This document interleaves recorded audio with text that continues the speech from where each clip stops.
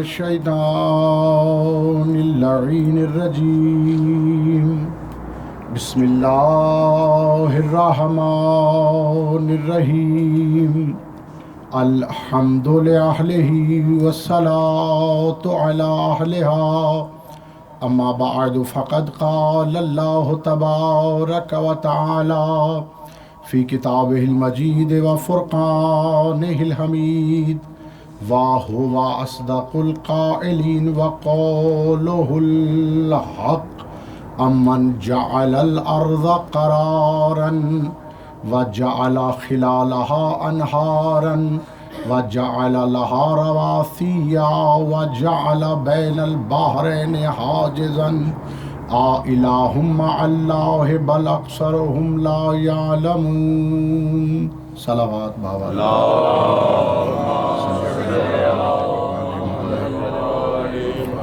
اعزائے محترم سامعین گرامی قدر، سلسلہ بیان شروع کرنے سے پہلے دعا ہے رب ذوالجلال سے کہ وہ ہماری اس عظیم اور جلیل القدر عبادت کو اپنی بارگاہ میں شرف قبولیت عطا فرمائے۔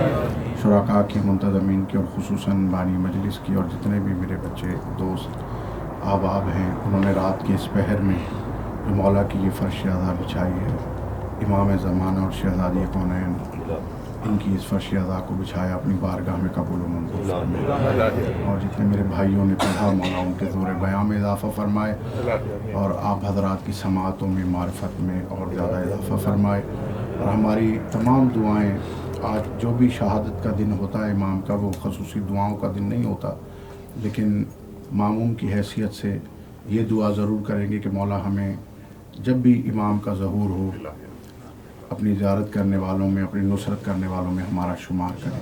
صلوات مل کے بآواز بلند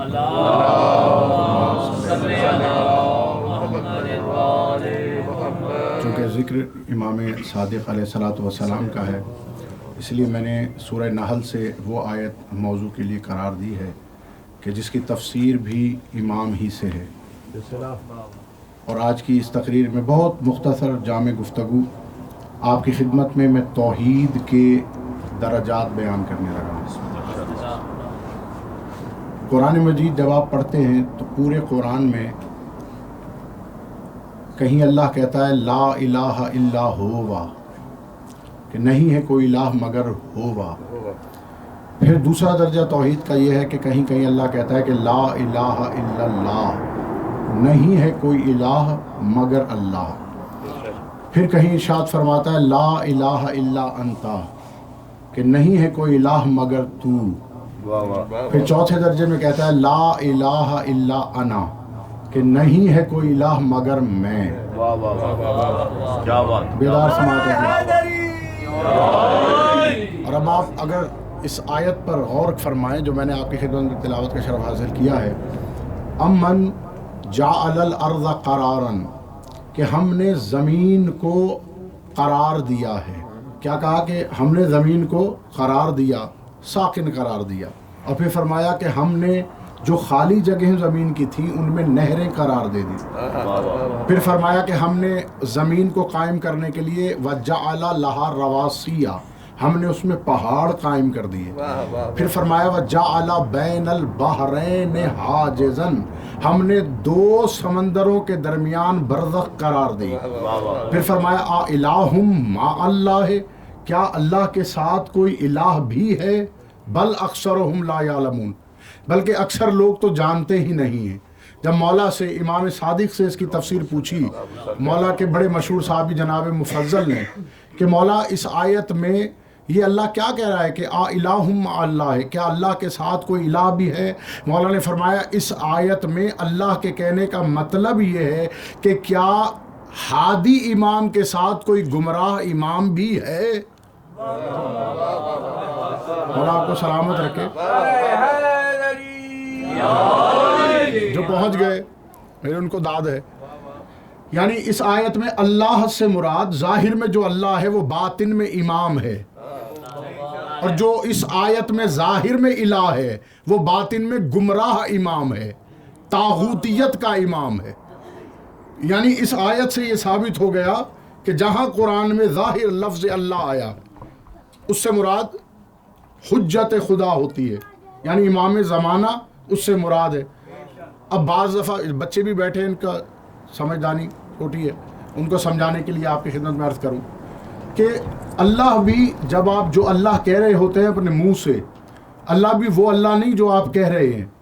مثال کے طور پر اگر آپ نے کسی کاغذ پر لفظ اللہ لکھ دیا اور آپ کسی سے پوچھیے صاحب علم سے کہ کیا یہ اللہ ہے، وہ کہے گا یہ اللہ ہے، تو پھر آپ اسے کہے کہ اس اللہ سے کہے کہ مجھے 2 بیٹے عطا کر دے، تو وہ فوراً کہے گا کہ نہیں، یہ صرف لکھا ہوا اللہ ہے، یہ وہ اللہ نہیں جو بیٹے عطا کرتا ہے۔ اچھا تو پھر میں نے کہا کہ چلو یہ تو اللہ کی ملفوظی حیثیت ہے، یعنی مکتوبی حیثیت ہے۔ اب اللہ کی ملفوظی حیثیت کیا ہے؟ یعنی زبان سے اگر میں اللہ اللہ کہوں تو کیا یہ والا اللہ ہے؟ تو کہے گا نہیں، یہ تو ملفوظی حیثیت ہے، تو یہ والا اللہ بھی بیٹے نہیں دے سکتا۔ تو بیٹے صرف وہ اللہ دے سکتا ہے جو اسم اللہ کا معنی ہوگا۔ علی مولا سلامت رکھیں۔ کوئی مشکل نہیں ہے، میرے خیال میں بہت آسان طریقے سے میں آپ کی خدمت میں پیش کر رہا ہوں کہ اسم کا جو معنی ہوتا ہے وہی اصل شے ہے۔ مثال کے طور پر میں نے کہا کہ مجھے پانی دیجیے، جب میں نے پانی مانگا تو آپ میں سے کسی نے اٹھ کے پانی لکھا کاغذ پہ اور کہا کہ بلا یہ لیجیے پانی پیجیے، تو میں اب لاکھ اس کاغذ کو دیکھتا رہوں، میری پیاس نہیں بجھے گی۔ میری پیاس کیسے بجھے گی؟ جب اس کا معنی میرے سامنے آئے گا۔ پھر اسی طرح یہ میں معصوم کی حدیث کا ترجمہ کر رہا ہوں، یہ میں آگے حدیث آپ کی خدمت میں پیش کروں گا۔ میں نے کیا کہا؟ اگر کھانے کی کوئی شے ہے اور میں مانگوں اور آپ لکھ کے دے دیں تو تب بھی میری بھوک نہیں مٹے گی۔ تو بھوک مٹتی ہے معنی سے، اسم سے نہیں۔ اسم اور ہوتا ہے، معنی اور ہوتا ہے، صفت اور ہوتی ہے، موصوف اور ہوتا ہے۔ یعنی صفت جو ہوتی ہے وہ اصل کی جو ذات ہے اس کی غیر کا نام ہے۔ اگر ہر اسم کا مسمى بنا لیا جائے تو اللہ کے جتنے صفاتی نام ہیں ان کے لیے ایک الگ معبود قرار دینا ہوگا۔ اگر میں اسے کہوں کہ خالق اس کی صفت ہے تو اس کے لیے اس کو ایک معبود ہونا ضروری ہے۔ اگر میں کہوں کہ رزاق اس کی صفت ہے تو اس کے لیے معبود ہونا ضروری ہے۔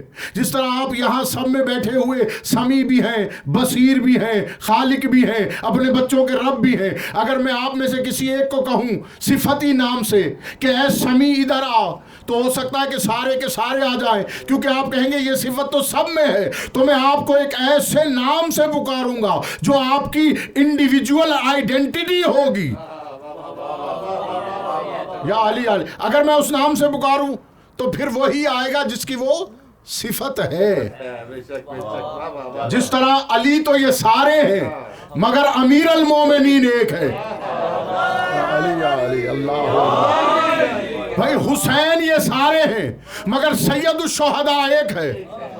علی سارے ہیں، زین العابدین ایک ہے۔ باقر سارے ہیں، باقر العلوم ایک ہے۔ امام زمانہ سارے ہیں، بقیت اللہ ایک ہے۔ تو یہ انڈیویجول صفت امتیازی ہے یہ۔ تو صفت امتیازی سے اگر پکارا جائے گا تو پھر کیا ہوگا کہ وہی آئے گا جس کو پکارا گیا۔ تو بات کہیں اور نہ چلی جائے کہ اللہ کے ساتھ الہ بھی کوئی ہے، یعنی اللہ امام، یعنی اللہ کا جو معنی ہے وہ امام ہے، اور اس آیت میں الہ کا معنی ہے طاغوت کا امام۔ اب وہ جو بھی ہو، ہمیں اس سے کوئی غرض نہیں۔ پھر سورہ نحل ارشاد فرماتی ہے وَقَالَ اللَّهُ لَا تَتَّخِذُونَ إِلَٰهَيْنِ اثْنَيْنِ، فرمایا اللہ کہہ رہا ہے کہ کبھی بھی 2 الہ نہ بنانا، انما هو الہ واحد، الہ تو صرف واحد ہے۔ فَإِيَّايَ فَارْهَبُونَ، تم صرف مجھ سے ڈرو۔ تو جب مولا سے پوچھا گیا، میں بڑی جلدی عرض کر رہا ہوں، مولا سے جب پوچھا گیا مولا اس آیت میں کیا معنی ہے کہ 2 الہ نہ بناؤ، تو مولا نے فرمایا اس آیت میں مراد یہ ہے کہ اصلی امام کے ساتھ نقلی امام کی پیروی نہ کر لینا۔ یا علی یا علی۔ تو اب اس آیت سے ظاہر ہو گیا کہ اللہ کا معنی بھی امام، الہ کا معنی بھی امام۔ تو اب کون ہے الہ جو زمینوں میں بھی اور آسمانوں میں بھی؟ سورہ زخرف گھروں میں جا کے پڑھیے گا، ارشاد ہوا هو الذی فی السماء الہ وفی الارض الہ وہو अलीमुल कबीर, फरमाया कि वो ही तो है जो आसमानों में भी इला है और जो ज़मीन में भी इला है, और वही है अलीमुल हकीम। फिर इमाम सादिक से पूछा गया, सरकार ये कौन है? तो इमाम बाकिर की एक दुआ मिलती है। इमाम बाकिर दुआ फरमा रहे हैं, क्या फरमाते? या अलियो या अमीरन नहले या मन फिस समाए इलाहुन व फिल अर्द इलाहुन। वो कहते हैं कि ए अली, ए अमीरुन नहल, ए वो जो जमीनों में भी इला है, ए वो जो आसमानों में भी इला है। या अली, या अली। भाई घबराहट किस बात की हो रही है? रात के 12 बजे मैं तो अब मैं क्या करूं, ये मौजूआत कोई पढ़ता ही नहीं है। अगर मैं पढ़ता हूं तो आप हैरानी के समंदर में हो जाते हैं। ऐसी ऐसी बातें मैं बयान करूं कि आप परेशान हो जाएंगे। इसलिए मैं नहीं करता क्योंकि समझ में नहीं आती बच्चों की। बड़ी बहुत आसान करके मैं आपकी खिदमत में पेश कर रहा हूँ। इसलिए कि तौहीद के बारे में जब भी किसी से पूछा गया कि तौहीद समझाइए, तो हमेशा ये कह के टाल दिया, भाई तौहीद बड़ी मुश्किल बात है, वो कभी समझ में नहीं आती, अल्लाह कभी समझ में नहीं आता। ये क्या बात हुई? इस्लाम का पहला रुकन और समझ में ना आए? तो अगर कोई आपके सामने ये कहे तो फौरन समझ जाना कि ये जो कह रहा है इसको खुद ही नहीं पता कि तौहीद क्या है। खुदा की कसम, उन लोगों को खुद ही नहीं पता। क्योंकि मैं जो बयान कर रहा हूँ जितना भी, वो मौला के कौल से आपके सामने पढ़ रहा हूँ कि मैंने क्या कहा कि अल्लाह का मानी भी इमाम, इलाह का मानी भी इमाम। ये तो पहला दर्जा है ना कि जहां पे कहा गया कि ला इलाहा इल्ला हुवा, नहीं है कोई मगर वो, यानी हुवा आता है जहां पे गैब में वो हो। जब गैब से शहूद पे आता है तो वहां कहना पड़ता है ला इलाहा इल्लल्लाह। और अब जितनी भी ज़ियारतें आप जाके पढ़ते हो वो मैंने लिखी हुई हैं, वो मैंने तो नहीं लिखी। जब आप ज़ियारत में जाके क्या क्या करते हो? अस्सलामु अला हुरूफ ला इलाहा इल्लल्लाह, सलाम हो ला इलाहा इल्लल्लाह के हुरूफ पर। जब मैंने ला इलाहा के हुरूफ गिने तो हुरूफ 12 थे। या अली, या अली, यानी ला इलाहा इल्लल्लाह के हुरूफ पर हमारा सलाम हो। अब मौला अली अलैहिस्सलातु वस्सलाम का भी कौल है। मौला अली हैदर भाई कहते हैं कि अना बिस्मिल्लाहिर्रहमानिर्रहीम, अना ला इलाहा इल्लल्लाह। मौला कहते हैं मैं ही हूं जो बिस्मिल्लाहिर्रहमानिर्रहीम है, मैं ही हूं जो ला इलाहा इल्लल्लाह भी है।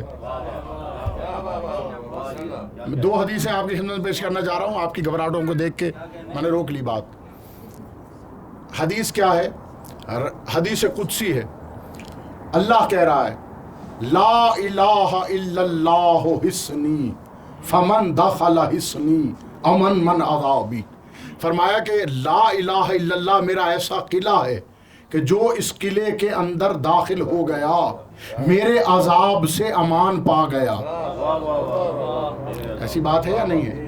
तो अब अगर कोई और हदीस भी इसी स्टेटस की हो लेकिन कलेमात थोड़े से मुख्तलिफ हों तो हम फौरन समझ जाएंगे कि जो मर्तबा ला इलाहा इल्लल्लाह का है वही उसी कलमे का है। फिर एक और हदीस कुदसी है।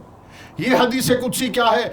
विलायत अली यब्न अबी तालिब हिस्नी फमन दखला हिस्नी अमन मन अज़ाबी। अल्लाह कह रहा है कि विलायत अली मेरा ऐसा किला है कि जो इस किले में दाखिल हो गया वो मेरे अजाब से अमान पा गया। यानी अल्लाह की नज़र में जो ला इलाहा इल्लल्लाह है, अल्लाह की नज़र में वही वलायत अली है।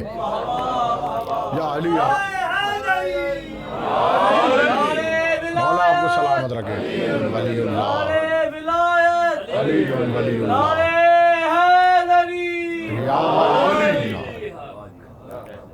तो ये है दूसरा दर्जा। इसी तरह से आप बड़ी आयतुल कुर्सी में पढ़ते हैं फ़क़द इस्तमसक बिल उर्वतिल वुस्क़ा लन फ़िसाम लहा वल्लाहु समीउन अलीम, कि जो उर्वतिल वुस्क़ा है न टूटने वाली रस्सी, इसके बारे में बात होती है ना आयतुल कुर्सी में। रसूल अल्लाह सल्लल्लाहु अलैहि वसल्लम से और इमाम बाकिर से इसकी तफसीर पूछी गई तो मौला ने फरमाया इसकी तफसीर से मुराद ये है कि कलेमाए ला इलाहा इल्लल्लाह अल्लाह की वो मजबूत रस्सी है जो कभी नहीं टूटती। और दूसरी हदीस तफसीर में ये मिलती है कि मौला फरमाते हैं कि नाहनु उर्वतिल्लाहिल वुस्का, हम आले मोहम्मद अल्लाह की ना टूटने वाली रस्सी हैं। अब इस हदीस से भी ला इलाहा इल्लल्लाह और आले मोहम्मद बराबर साबित है। بس دو باتیں اور رہ گئی، پھر میں مصائب کی طرف آ گیا. زبردستی سنانے کا تو مجھے بھی شوق نہیں، کیونکہ فضائل علی جو ہے زبردستی نہیں سنائے جاتے. حالانکہ رسول اللہ کا قول ہے زینوا مجالسکم بذکر علی، اپنے بیٹھنے کو زینت دو علی کے ذکر سے. سید بہت بڑا جملہ میں دے رہا ہوں، بیٹھنے کو زینت دو علی کے ذکر سے. نماز کے تشہد میں بھی تو بیٹھا ہی ہوتا ہے بندہ.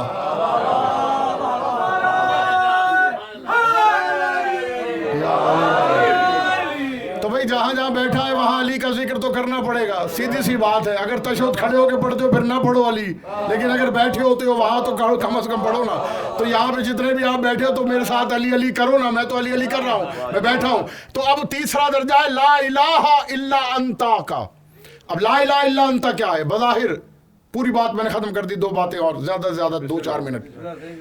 بظاہر مولا امیر کائنات کو ملائکہ غسل دے رہے ہیں، ٹھیک ہے.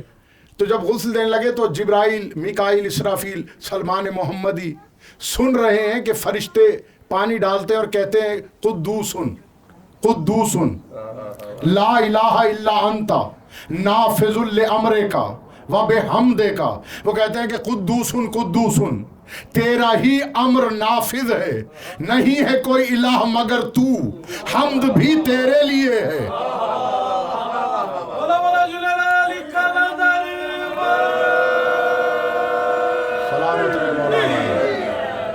یہ ہے چوتھا درجہ. تیسرا چوتھا درجہ کیا ہے؟ لا الہ الا انا، کہ نہیں ہے کوئی الہ مگر میں. کوہ طور پہ جناب موسیٰ گئے، شجر خضرا سے ایک نور نمودار ہوا. جب نور نمودار ہوا تو اس نور نے کہا اننی انا اللہ لا الہ الا انا فاعبدنی اقیم الصلاۃ لذکری. کہا کہ نہیں ہے کوئی الہ مگر میں، اے موسیٰ کوئی الہ نہیں مگر میں. امام سے اس کی تفسیر پوچھی، مولا فرماتے ہیں ناہنو شجرۃ الخضراء بنا ندا کا. مولا فرماتے ہیں ہم ہی تو تھے جنہوں نے شجرہ خضرا سے کہا لا الہ الا انا، نہیں ہے کوئی الہ مگر میں. اللہ اکبر. تو یہ جتنی بھی توحید کے درجات ہیں، ہر درجے پر ایمان کے یہ آل محمد ہی آپ کو نظر آئیں گے، کیونکہ اللہ کا معنی یہی ہے، اللہ کی روح یہی ہے، اللہ کا نفس یہی ہے، اللہ کا کلمہ یہی ہے، اللہ کا بیت یہی ہے، اللہ کا قبلہ یہی ہے، اللہ کا پہلو یہی ہے، اللہ کا چہرہ یہی ہے. تو جتنا بھی کچھ ہے وہ سب کا سب انہی کی ذاتوں سے سمجھ میں آنے والا ہے. اور پھر جس امام کا آج ذکر ہے، میں آ گیا بس اپنی منزل تک، زیادہ دیر نہ کرواؤں. مجلس میں بیویاں کچھ شام سے بھی آتی ہیں، بقیہ سے بھی آتی ہیں. آپ کے دلوں کے تار کو چھیڑنے کے لیے جملہ کہہ رہا ہوں. بیویوں میں ایک معصوم 4 سال کی بچی بھی ہوتی ہے. میں نے کتابوں میں پڑھا ہے کہ پڑھنے والا جس کے مصائب پڑھتا رہے. سید دعا چاہیے اس جملے پر. شہزادی آپ سے راضی ہوں، جتنے ماتمی ہیں انہیں زیادہ انتظار نہ کراؤں میں. ہر مصائب پہ شہزادی سکینہ پھوپھی کی گود میں رہتی ہے، لیکن جیسے ہی پڑھنے والا عباس کے مصائب پڑھتا ہے، روایت میں لکھا ہے کہ بی بی کنات کے پاس آ جاتی ہے اور ہر رونے والے کے چہرے پر میری بی بی کی نظر ہوتی ہے. عزادارو، میری بی بی رو کے کہتی ہیں پھوپھی اماں اگر یہ لوگ کربلا میں ہوتے مجھے تماچے نہ لگتے. اللہ اکبر. پھوپھی اماں یہ کوئی ہمارے رشتہ دار ہیں؟ اللہ اکبر. بہت بڑا میں نے جملہ کہا. بی بی سے پوچھتی ہے پھوپھی اماں سے، پھوپھی اماں کیا یہ رونے والے ہمارے رشتہ دار ہیں؟ کیا یہ ہمارے بابا کے رشتہ دار ہیں؟ بی بی رو کے کہتی ہے نہیں بیٹی، یہ رشتہ دار نہیں مگر تیرے بابا حسین کے محب ہیں، تیرے دادا علی کے موالی ہیں. پھوپھی اماں اگر یہ کربلا میں ہوتے تیری چادر نہ چھلتی. اللہ اکبر. یقیناً شہزادی آج کی مجلس میں بھی آئی ہیں، مجلس کی رونق رقت بتا رہی ہے، کوئی نہ کوئی ضرور موجود ہے. عزادارو 65 برس کی عمر پائی ہے میرے اس امام نے. सारी जिंदगी विलायत अली का प्रचार किया। जितना उलूम आले मोहम्मद को मेरे इस इमाम को फैलाने का वक्त मिला उतना और किसी इमाम को नहीं मिला। और जितनी अजियतें और दुख मेरे इस इमाम ने देखी हैं अपनी ज़िंदगी में, अज़ादारों उनका जिक्र करता चलूँ, कई मरतबा मेरे मौला को जहर दिया गया। यहाँ मेरे अज़ादार भाई तशरीफ़ रखते हैं, आप सुनते हो ना इमाम हसन को भी जहर दिया गया।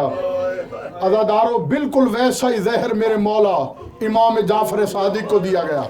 लेकिन होता क्या, हर मर्तबा जाते नाना की कब्र से अपने शिकम को मस करते, शिफा मिल जाती। अज़ादारों जब इस मर्तबा अंगूरों में मंसूर दवानखी ने जहर दिया है, जहर के असर से कबल में एक और मौला का मसाइब आपकी खिदमत में अर्ज करूं। अज़ादारों एक मर्तबा इस मलून ने मेरे मौला को दरबार में बुलाया। इमाम दरबार में आए, शब की इबादत से फरागत पाकर जब दरबार में पहुंचे, इस मलून के पास तलवार है, नशे की हालत में है। इसने जैसे ही तलवार निकाली मौला को कत्ल करने का इरादा किया। अपनी आंखों से किताबों में जुमले पढ़े हैं, रसूल को सरनंगे देखा। अज़ादारों मौला के आगे खड़े हैं, रसूल अल्लाह रो रहे हैं। इसने तलवार को अंदर म्यान में डाला, फिर एक मर्तबा देखा कि रसूल अल्लाह सामने मौजूद नहीं, दूसरी मर्तबा तलवार निकाली। अब फिर क्या देखता, रसूल वैसे ही अमामे के पेच गले में रखे इस मलून के सामने खड़े रो रहे हैं। 3 मर्तबा ऐसा किया, 3 मर्तबा ये मंजर नजर आया। ये मलून कत्ल से बाद आया, मौला को घर भेजा और अपने एक हरकारे को भेज के कहा कि जाफर सादिक के घर को आग लगा दी जाए। अल्लाह अकबर। अज़ादारों 7 बेटे 3 बेटियां, उन 3 बेटियों में एक बेटी का सिन इतना है जितना हुसैन की सकीना का। अज़ादारों वो बेटी बाप के सीने पे सोती है जैसे बीबी सकीना हुसैन के सीने पर। अज़ादारों जब मेरे मौला के घर को आग लगी, जनाबे मेरे मौला के एक बेटे हैं, मुबर्रा का नाम है, वो रिवायत करते हैं कि जब हमारे घर में आग लगी, हमारा कोई भाई अपनी किसी बहन को उठाता है।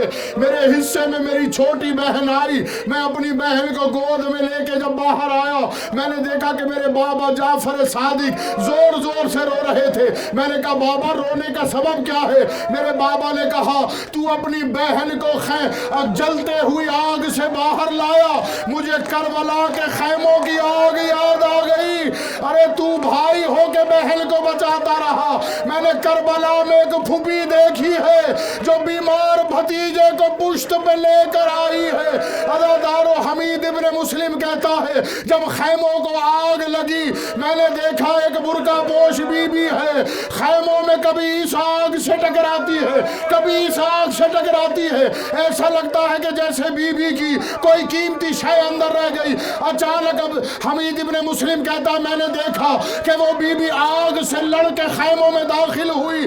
जब बाहर निकली अकेली नहीं आई, करबला का बीमार पुश्त पे लेकर आई और हुसैन के लाशे की तरफ देख के बस इतना कहा भैया अकबर का लाशा लाना आसान था, जलते खैमों से सज्जाद को बचाना बड़ा मुश्किल है। अज़ादारों मौला ने ये जिक्र किया अपने मसाइब को भूल कर। मेरे मौला को जहर मिली अंगूरों में। अज़ादारों रिवायत ये है, अक्सर खुतबा पढ़ते हैं, कोई ज़्यादा नई रिवायत नहीं, वही मसाइब पुराने हैं जो आपकी खिदमत में बस आपके दिलों की तार को छेड़ने की ज़रूरत है, शहजादी राज़ी हो जाए। आखिरी जुमले हैं मजलिस के। अज़ादारों जब मौला को जहर मिली अंगूरों में, रिवायत यह है कि मौला के चाहने वाले थे, वो कहते मौला आपके बदन को क्या हो गया है, आपका बदन तो बिल्कुल घुल गया है। मेरे मौला ने जख्मी निगाहें उठा के देखा और कहा कि मैं बड़ा मजलूम हूँ, मुझे भी जहर मिल गया है। अज़ादारों जब जहर का नाम सुना, मातम किया, इन्ना लिल्लाहि व इन्ना इलैहि राजिऊन पड़ा। अज़ादारों मौला के जिगर के टुकड़े कट कट के निकलने लगे। मेरा मौला मूसा काज़िम अपने हाथों में ले रहा था, या मेरे मौला इमाम जाफर सादिक ने रो के शाम की तरफ रुख किया। रुक करके का काश मेरी भी कोई ज़ैनब की तरह बहन होती, अरे जो मेरे जिगर के टुकड़ों को हाथों में लेती। अज़ादारों जुमले खत्म नहीं हुए थे, एक बीबी ने कांधे पे हाथ रखा। अज़ादारों वो बीबी कौन है? पुश्त झुकी हुई है, बाजुओं पे रसन के निशान। आवाज आई मेरे लाल, तेरे इस जुमले ने मुझसे سے شام چھڑوا دیا ہے، میں شام سے تیرے جگر کے ٹکڑوں کو لینے کے لیے ہاتھوں میں آئی ہوں۔ الا لعنت اللہ علی القوم، ماتم امام۔